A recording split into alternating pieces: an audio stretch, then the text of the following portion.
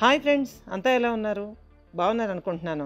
మీ అందరికీ నచ్చేటటువంటి horror ఎలిమెంట్తో horror and mystery కలిపి బాగా దట్టించి రాసినటువంటి మిస్టరీ నవల, అట్లాగే హర్రర్ నవలగా కూడా చెప్పుకోవచ్చండి, మన జయంత సేన.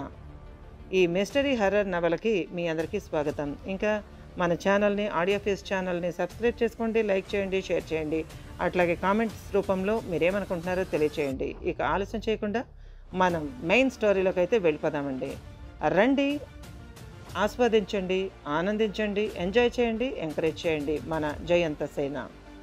ఇక కథలోకి అయితే వెళ్ళిపోదాం పదండి. లేత పసుపు రంగు కాంతి డల్గా అనిపించింది. 10 అడుగుల పొడవున్న భారీ సర్పం మంత్రాధీనమై బంధించబడింది. ఆ మరుక్షణం అక్కడ వికటంగా నవ్వుతూ గోచరించసాగాడు ఒక వికట రూపధారి మహాతాంత్రికుడి చండముఖి. ఆ పాముకేసి నిరసనగా చూస్తూ నేలను ఒక్కసారిగా తన్ని సూక్ష్మరూపంతో తన వెంటే ఉన్న స్టీఫెన్ బాబులకేసి ఎర్రబడిన దృక్కులతో చూస్తూ, ఇదేరా దేవనాగం, నేరుగా శంఖపాలుడి ప్రధాన అనుచర సర్పం, మంత్రాధీనశ్చ దేవత అంటారు. శిష్య, దేవతలు మంత్రమునకు అధీనులు. మంజురేఖను అనుక్షణము కాచే ఈ నాగమ్మ ఆటలు ఇక కట్టు. ఇక ఇది నా వశం. ఇది చాలా ప్రమాదకర శక్తిశాలి. ఇక నాకు ఎదురే లేదు అని చూపిస్తూ తటాలను అదృశ్యమైపోయాడు. ఒకరినొకరు అర్థవంతంగా చూసుకుంటూ శూన్యాకాశంలోకి తిరిగి సాగిపోయారు స్టీఫెన్ ఇంకా బాబ్. ఉదయం 6 గంటల వేళ పురావస్తు పరిశోధనాలయంలోని పెద్ద హాల్లో అంతా సమావేశమైనారు. కొంచెం ఎత్తుగా 2 బల్లలు వేసి దానిపైన కొత్త బట్ట పరిచారు. అక్కడ ప్రశాంతంగా కళ్ళు మూసుకుని ధ్యానమగ్నుడై ఉన్నాడు హిజ్రానంద స్వామి. బక్కపలిచిన దేహం, కొద్దిగా నలుపే అనిపించే శరీర ఛాయ, జటలుగట్టిన జుట్టు నడుము దాకా జీబ్రిగా వేలాడుతోంది. భుజాలకి ఏవో తాళ్ళు, మెడలో రుద్రాక్ష మాలలు, నుదుట విభూతి, ఛాతీ అంతా విభూతి పూసుకున్నాడు. దాదాపు ఏ రంగో తెలియని పంచి గోచిపోసి కట్టుకున్నాడు. మరి ఆచ్ఛాదన లేదు. మరో గుడ్డని జోలిలో ఉపయోగిస్తున్నాడు. చెవులకి ఏవో చెట్టు వేర్లకి బిగించిన రుద్రాక్షలున్నాయి. కళ్ళు మూసుకున్నప్పటికీ చాలా తేజస్సు కనిపిస్తోంది. ఆయన చుట్టూ ఎదురుగా 2 వరుసలుగా అంతా కూర్చున్నారు. Doctor Augustine, Jayaraj, doctor Mithun, Bikki, Madhu ఓవైపు, మోనికా, నాగమణి, జయంత, విద్యకి ట్రీట్మెంట్ చేస్తున్న నర్సులు ఒకవైపు కూర్చున్నారు. ఓ వారుగా చేతులు కట్టుకుని నిలబడ్డారు ఎన్నిసీను, మారప్ప. ఆయన ఎప్పుడు కళ్ళు తెరుస్తాడా అన్న సస్పెన్స్ అందరి మొహాల్లోనూ ఉంది. ఆయన ఎదురుగా కొండరెడ్డి పళ్ళు అరిటాకులో పెట్టబడి ఉన్నాయి. వాతావరణం ప్రశాంతంగా ఉంది. ఆయన గెస్ట్ హౌస్లో అడుగుపెట్టిన దగ్గర నుంచి ఏ అవాంఛనీయ సంఘటనలు జరగలేదు. విద్య ప్రశాంతంగా నిద్రపోతోంది. ఏ పైశాచిక అలజడి లేదు. దాంతో అందరికీ కొండంత బలంలాగా ఉంది. ఆయన వల్ల ఏదో ఒక ఉపయోగం జరుగుతుందని అందరూ ఆశతో ఉన్నారు. క్షణాలు భారంగా గడుస్తున్నాయి. విక్కీకి మాత్రం పాత జానపద సినిమా చూస్తున్నట్టుగా థ్రిల్లింగ్గా ఉంది. ఏం మాట్లాడకుండా అందరినీ పరిశీలిస్తూ లోలోన పరిస్థితిని అంచనా వేసుకుంటూ సైలెంట్గా ఉన్నాడు అతను. సడన్గా అగస్త్యన్ ఫోన్ మోగింది. ఉలిక్కిపడ్డారు అందరూ. సిగ్గుగా అనిపించింది అగస్త్యన్కి. సారీ, ఎక్స్క్యూజ్ మీ అంటూ ఫోన్ పట్టుకుని బయటికి వెళ్ళిపోయాడు. రోహిణి ఫోన్ అది. 2 వాక్యాల్లో పరిస్థితిని వివరించి ఆదుర్దాకా కట్ చేశాడు డాక్టర్ అగస్త్యన్. అతనికి హిజ్రానంద ఏం చెబుతాడో అన్న ఉద్వేగం మనసంతా ఆవరించుకుని ఉంది. ఆ ఫోన్ శబ్దానికి నెమ్మదిగా కళ్ళు తెరిచాడు హిజ్రానంద స్వామి. ప్రకాశంగా వెలుగుతున్న జ్యోతుల్లాంటి ఆ కళ్ళని, ఆ కాంతిని చూస్తూ లోలోనే ఆశ్చర్యపోయాడు జయరాజ్. రెప్ప వేయడం మర్చిపోయారు కూర్చున్న వాళ్ళు. నాయనలారా, నెమ్మదిగా పిలిచాడు స్వామీజీ.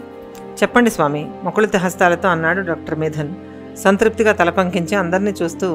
కాలం ఎదురు తిరుగుతోంది నాయనలారా. పరిస్థితులు తిరిగి అదుపులోకి రావాలి. ఎన్నో అద్భుతాలు, విచిత్రాలు నిశ్శబ్దంగా జరుగుతాయి. ఇది జ్ఞాని అయిన ఓ మనిషికి, సృష్టిని నియంత్రించే కాలానికి మధ్య జరుగుతున్న యుద్ధం. ఆ యుద్ధం ఇప్పుడు చివరి దశకి చేరుకుంది చెప్తూ మౌనం వహించాడు హిజ్రానంద స్వామి. లోపలికి వస్తూ ఆయన మాటలన్నీ శ్రద్ధగా విన్న డాక్టర్ అగస్త్యన్ అన్నాడు, స్వామి, ఆధునికత మమ్మల్ని కళ్ళున్న అంధత్వంలోకి నెట్టేసింది. అర్థపూర్ణమైన మీ మాటల్లోని సందేశాన్ని అర్థం చేసుకునే మానసిక స్థోమత లేని వాళ్ళం మేము. దయాపూర్ణులు మీరు. మా వంటి వారికి అర్థం చేసుకునేలా వివరిస్తే కర్తవ్యాన్ని నిర్ణయించండి, ఆచరిస్తాము. మా ప్రాణాలొడ్డి అయినా కూలిపోతున్న ఈ బంగారు జీవితాలను నిలబెట్టే ప్రయత్నం చేస్తాము. నడిపించే దిక్సూచిలాగా దయచేశారు. మమ్మల్ని ఈ అంధకారంలోంచి ఉద్ధరించండి. నేరుగా వెళ్ళి హిజ్రానంద మందు మోకరిల్లాడు డాక్టర్ అగస్త్యన్. జయరాజ్తో సహా ఎవ్వరూ మాట్లాడలేదు. అందరి ఉద్దేశం దాదాపు అదే. ఇంకేం కావాలి? వినయం నిండిన డాక్టర్ అగస్త్యన్ మాటలకి తృప్తిగా చూశాడు హిజ్రానంద. ఎక్కడ, ఎవరితో ఎలా ప్రవర్తించాలో నేర్పేదే కదా సంస్కారం. ఆ సంస్కారాన్ని వెలిగించి హృదయాన్ని మెరిపించేదే చదువు. విద్యావంతులు అనుకోవడానికి డిగ్రీలుంటే చాలదు, ప్రవర్తన కావాలి. చదువుకి సంస్కారానికి సంబంధమే లేదు. డాక్టర్ అగస్త్యన్ మాటలు ఆయన ఎంత విద్యాధికుడో చెప్తున్నాయి. తప్పకుండా అగస్త్య, అందుకే వచ్చాను. భగవదాజ్ఞ అయింది. మీరంతా ఈ యజ్ఞంలో భాగస్వాములే. అందరూ కలిసి అహంకారాన్ని ఎదిరించాలి, దుష్టత్వాన్ని సంహరించాలి. ఇక ఈ కథకు మూలానికి, ఈ పరిస్థితులకు కారణాన్ని వివరంగా చెబుతాను, శ్రద్ధగా వినండి. కథకు ఆధారమైన ప్రధాన పాత్రలన్నీ ఇక్కడే ఉన్నాయి. వినడానికి సిద్ధమైనారా బిడ్డలారా? అడిగాడు హిజరానంద స్వామి. తప్పకుండా స్వామి, చెప్పండి. అగస్త్యన్ ముకుళిత హస్రి ఎదురుగా కూర్చున్నాడు. జయంత్ కేసు సాల్వ్ చేయడానికి ప్రొఫెషనల్గా వచ్చాడు అగస్త్యన్. కానీ కేసులోని సంక్లిష్టత ఆయన్ని పూర్తిగా ఇన్వాల్వ్ చేసేసింది. ఇప్పుడు ఆయన జయంత్ కేసుని పర్సనల్గా తీసుకుంటున్నాడు. అక్కడున్న అందరూ చెవులు దూరబెట్టి వినడానికి సిద్ధమయ్యారు. చిన్నగా నవ్వి మొదలుపెట్టాడు ఆయన. ఇది 700 సంవత్సరాల క్రితమే మొదలైన కథమ్మా. మీకు అర్థమయ్యేలా చెబుతాను. నేను చెప్పే ప్రతి విషయం మనసులోకి ఇంకించుకోండి, బయట పెట్టకండి. దాదాపు 700 సంవత్సరాల క్రితం కర్ణాటక ప్రాంతాన్ని పాలించిన మహేంద్రసింహరాయప్ప నుంచి మొదలైన కథ ఇది. ఆ రాజు గొప్ప శూరుడు, స్వయంగా చతుషష్ఠి కళలలో ఆరితేరి మంత్రశాస్త్రాన్ని సైతం అవపోషణ పట్టిన అద్భుత ప్రజ్ఞాశాలి. ఆయనకి రాజవంశ కులగురువు, మహామంత్రశిరోమణి, శాస్త్రకోవిదుడు అయిన గురురాజప్ప తోడైనాడు. ఆ గురురాజప్ప అప్పటికే సమస్త మంత్ర యంత్ర తంత్ర శాస్త్రాలను తల్లకరిందులుగా చదివిన ధీశాలి. దక్షిణాపథంలోని దట్టమైన అడవుల్లో ఘోరచంద్రుడనే మంత్రవాది వద్ద సమస్త శాస్త్రాలు అభ్యసించిన వాడు గురురాజప్ప. ఆ గురువుకు ప్రియ శిష్యులిద్దరిలో గురురాజప్ప ప్రథముడు. ఆ రెండో వ్యక్తి మరొక ప్రజ్ఞాశాలి చండముఖి. ఇద్దరు ఘోరచంద్రుడికి అత్యంత ప్రియ శిష్యులు. వారిద్దరి మధ్య ఆధిపత్య పోరు మొదలైంది. ఘోరచంద్రుడి అవసాన దశలో ఆయన విద్యా వారసత్వం కోసం చండముఖి గురువునే తన ఉపాస్య దేవత శ్మశానకాళికి బలి ఇచ్చేశాడు. దానితో గురువు విద్యలన్నీ అయాచితంగా చండముఖికి సంక్రమించాయి. ఇక అడ్డేమన్నది? విపరీత ధోరణులతో చెలరేగిపోయాడు చండముఖి. మంత్ర విద్యలు 2 శాఖలు బిడ్డలారా. ఒకటి మంచికి, రెండోది చెడుకి ఉపయోగించబడతాయి. ఆ గురురాజప్ప మంత్రశాస్త్రాన్ని దివ్యోపాసన ద్వారా కరతలామలకం చేసుకుని శివసాక్షాత్కారం పొందితే, చండముఖి నీచోపాసన ద్వారా ఆ మంత్ర విద్యని సమస్త అంగాలతోనూ తనకు వశం చేసుకుని బానిసగా మార్చుకోగలిగాడు. తామసిక ప్రవృత్తి, పోటీతత్వం, పైన స్వార్థం, క్రూరత్వం మూసపోసిన ఆ చండముఖి గురురాజప్పనే తన ప్రధాన ప్రత్యర్థిగా భావించాడు. రాజవంశంలో మహేంద్రసింహరాయప్ప మరకతరాజేశ్వరిని సాక్షాత్కరింపజేసుకొని కులరక్షగా దేవిని, ఆమె కరుణని సంపాదించి రాజవంశాన్ని అభివృద్ధి పథంలో నడిపాడు. ఆ రాజులకు అత్యంత విశ్వాసిగా, మార్గదర్శిగా గురురాజప్ప వ్యవహరిస్తూ కర్ణాటకను శాంతి సౌభాగ్యాలతో వర్ధిల్లజేసి మూలపురుషుడైనాడు గురురాజప్ప. ఆయన శక్తి ముందు ప్రతిసారి చండముఖి ఓటమిని చవిచూస్తూనే ఉన్నాడు. అది ఇంకా అతడి క్రోధానికి గురి చేసింది. గురురాజప్పని మించిపోవాలన్న సంకల్పంతో కర్ణాటకని వదిలి నేపాళ దేశం చేరిపోయాడు చండముఖి. దాదాపు 500 ఏళ్లు కర్ణాటకకు చండముఖి పీడ లేదు. ఎక్కడెక్కడో తిరిగి ఎవరెవరినో కలిసి అపార విద్య పారంగతి ఎన్నో శక్తులను వశం చేసుకుని 100 ఏళ్ల క్రితం తిరిగి కర్ణాటకకు చేరాడు చండముఖి.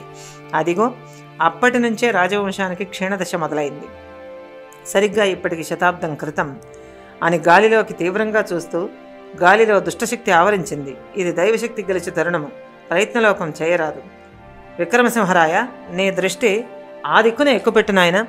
సౌభాగ్యవతి మంజురేఖ, నీ చేతితో ఈ తిలకమును అతనికి అందించు. జోలిలోకి చేయి పెట్టి చిన్న కర్రభరణి తీసి జయంతకు అందించాడు హిజరానంద స్వామి. అందరూ ఒక్కసారిగా అయోమయంగా చూస్తుండిపోయారు. వీళ్ళెవరు? ఉన్న చోటనే బిగుసుకుపోయింది జయంతసేన. ఆమె మెదడులో విస్ఫోటనం మొదలైంది. కమ్మిన పొరలు కరిగి లోపలికి మంజురేఖ స్పష్టమైంది. విలాసంగా లేచి నించుంది జయంత. ఆమె నిలుచున్న తీరు ఈ కాలానిది కాదు. ఎడమకాలిపై బరువు మోపి కుడికాలిని కొంచెం వంచి పాత సినిమాల్లో యువరాణిలాగా దర్పంగా నిలబడింది. హిజరానంద పెదవులపై చిన్న నవ్వు మెరిసింది. ఆయన చేతిలోని కర్రభరిణ అందుకొని నమస్కరించింది. విక్రమసింహరాయ, ఇదిగో సర్వశక్తిపూర్ణమైన గురుప్రసాదము. ఈ తిలకము ధరించి లోకకంటకుడైన ఆ దుష్ట చండముఖి మాయాజాలమును ఛేదించు. మరకతరాజేశ్వరి కటాక్ష సిద్ధిరస్తు అంటూ ఆ భరిణ విక్కీకి అందించింది. అందరూ నిట్రాటల్లా నిలబడి ఫ్రీజ్ అయిపోయారు. అందరికంటే ఎక్కువగా ఫ్రీజ్ అయిపోయింది జయరాజ్ పరిస్థితి. ఇంకా దారుణంగా ఉన్నాడు అతను. ఆయన మెదడు ప్రశ్నల బుట్టలా ఉంది. ఏమిటి విచిత్ర పరిస్థితులు? ఎవరు ఈ వింత పైర్ల తాలూకు మనుషులు? బుర్ర దిమ్మెక్కిపోయింది.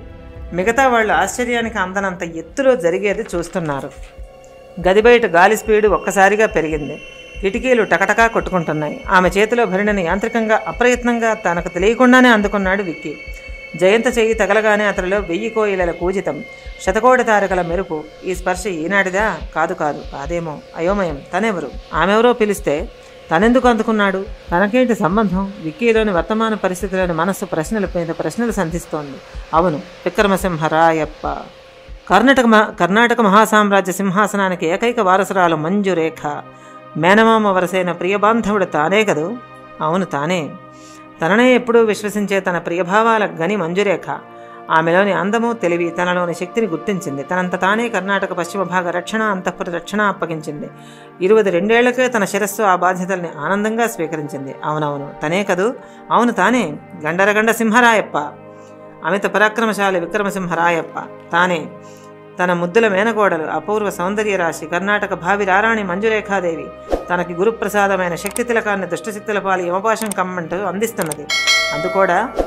ఎందుకందుకోడు అంతవరకు జీవితాన్ని ఒక్కడుగా ఫ్రీలాన్సర్గా నచ్చినట్టు బతుకుతూ ఎంజాయ్ చేస్తూ తనకొచ్చిన ఎన్నో విద్యల వల్ల అహంకారాన్ని కూడా ఓ అందంగా భావిస్తున్న అడ్వెంచరర్ విక్కీకి ఒక్కసారిగా మెదడు పొరల్లో భావసంచలనం మొదలైంది. అవును, గుర్రాలు, తనకి ప్రియమైన గుర్రం. తనది ఏమిటది? ఏదో ఉండాలే. ఏమిటది తనది? మచ్చల గుర్రం. శశి కదూ. గుర్రపు సకిలింపులు, తన హోదా, అధికారం, దర్పం, వీరం, శూరం, అందం అన్నీ గిర్రును తిరుగుతున్నాయి. ఒక మామూలు మనిషి తట్టుకోలేని సంచలనం, ఆత్మసంఘర్షణ నుదుటిమించి చెమట ధారలుగా కారిపోతోంది. అతడి చేతికి ఆ తిలకం రాగానే బయట గాలిదుమారం రెచ్చిపోయింది. ఇంకా ఉంది. ఇది గైస్ ఈ పార్ట్. ఎలా ఉంది? మీరేమనుకుంటున్నారు? మీకు కూడా నచ్చింది అనుకుంటున్నాను.